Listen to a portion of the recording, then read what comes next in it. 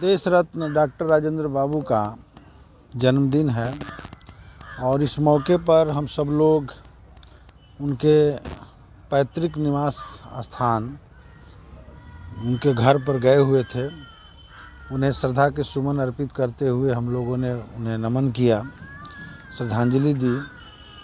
और इसके बाद चूँकि यह धरती जो है डॉक्टर राजेंद्र बाबू के नाम से जाना जाता है और हमारे देश के लिए एक तरह से कहा जाए तो ब्रिटिश हुकूमत के बाद प्रथम राष्ट्रपति बनने का गौरव कहीं प्राप्त हुआ था तो सिवान को प्राप्त हुआ था, जीरादेई को प्राप्त हुआ था, जहाँ से हमारे देश के राष्ट्रपति बने थे।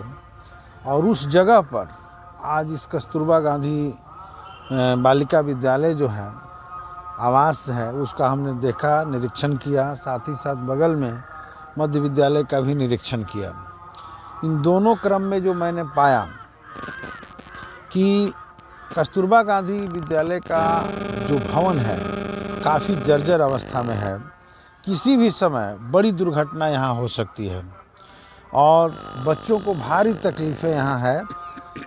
छत टपक रहा है, छत फट गया है, ढह रहा है किनारे से, और मुझे लगता है कि बहुत कम दिन बने हुआ बावजूद भी बिल्डिंग की स्थिति बुरी है और इसमें बच्चों को रहने लायक नहीं है। ठीक इसी तरह से बगल के जो विद्यालय में हमने देखा कि विद्यालय का जो फर्श है उसमें चूहा चाल दिया है, सांप निकल रहे हैं, बावजूद भी बच्चे पढ़ने के लिए मजबूर हैं। और इन सारी चीज़ों को देखने के बाद जो मुझे लग रहा है कि तत्काल तौर पर इस कस्तूरबा गांधी विद्यालय और आवास का मरम्मत होना चाहिए और साथ ही साथ विद्यालय का मरम्मत होना चाहिए।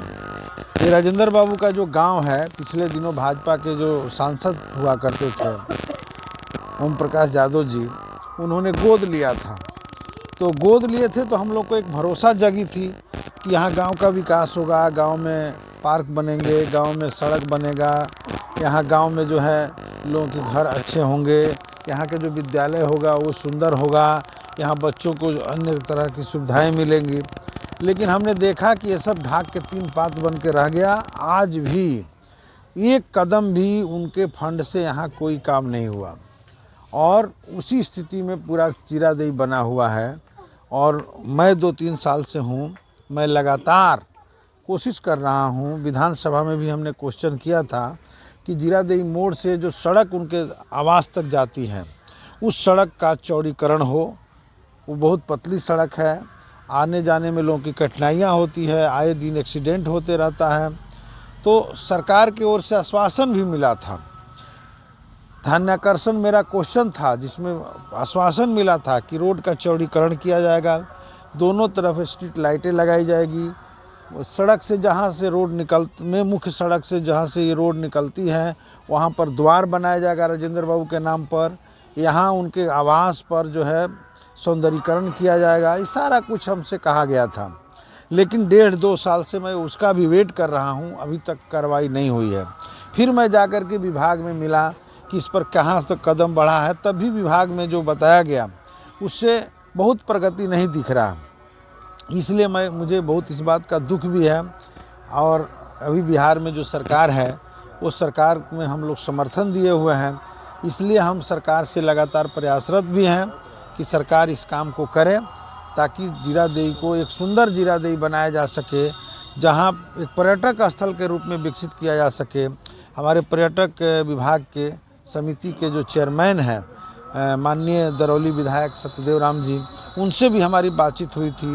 इन दोनों स्थलों का उन्होंने खुद दौरा किया था। एक जो तितिरा में जो बौद्ध स्तूप, तितिर स्तूप का जो एक खोज हुआ है उसका भी दौरा किया था, यहाँ भी दौरा किया था। उन्होंने कहा कि करोड़ों में राशि इन दोनों जगहों पर आ रहा है, उसका भी मैं इंतज़ार कर रहा हूँ। अभी मैं तत्काल तौर पे सिवान जिलाधिकारी से आपके चैनल के माध्यम से कहना चाहूँगा कि वो खुद आवें, इसका निरीक्षण करें और जो फंड है आपके पास जिला के हेडक्वार्टर में, उस फंड से तत्काल इस भवन की मरम्मती करा दें ताकि बच्चे सुरक्षित हो जाएं, साफ़ सुथरा करवा दें।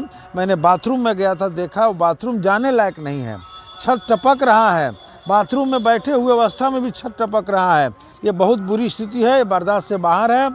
और तत्काल अगर डीएम कार्रवाई नहीं करते हैं तो निश्चित तौर पे अगला जो सत्र शुरू होने जा रहा है फरवरी में, उस सत्र में मेरा ये प्रमुख क्वेश्चन होगा और मैं विधानसभा के भीतर क्वेश्चन उठा करके किसी भी सूरत में, चाहे जैसे भी हो, सरकार से लड़ करके इसका मरम्मती, विद्यालय का मरम्मती और जीरादेई के विकास के लिए काम करूंगा।